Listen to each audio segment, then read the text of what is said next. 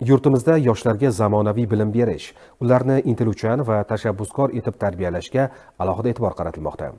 Ana shunday e'tibor va imkoniyatlar samarasini ta'lim dargohida o'tkazilayotgan bitiruv tadbirlarida yaqqol ko'rish mumkin. Qarshi tumanidagi Qarshi davlat texnika universiteti Ikkinson akademik litseyining navbatdagi bitiruvchilari katta hayot sari yo'l oldi. Tadbir tafsilotlari navbatdagi lavhamizdan o'rin olgan. Akademik litsey tashkil etilganidan buyon 5-marotaba bitiruv tadbirini nishonlamoqda.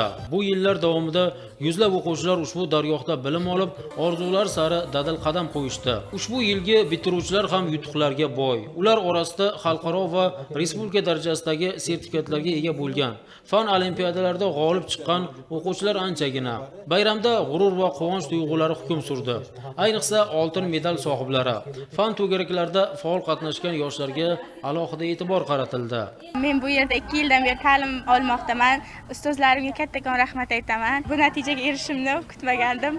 Sovg'a bo'ldi. Hozir taassurotlar cheksiz. Oilada momam shifokorlar, momamga havas qilib shifokor bo'lishni xohlaganman va bu birinchi tug'im. Dunyo taniydigan shifokorlardan biri bo'lishni niyat qilaman. Bitiruv oqshomimizda 113 nafar bitiruvchilarimiz bitirib, shundan 60% muddatidan oldin oliy ta'lim muassasalariga o'qishga qabul qilindi. Bu fanni bilish darajasidagi sertifikatlarni qo'lga kiritib, oldindan oliy ta'lim muassasalariga qabul qilishga muvaffaq bo'ldilar. Bu oqshom nafaqat bir bosqich yakuni, balki har bir o'quvchining hayotida yangi davr boshlanishi bo'ldi.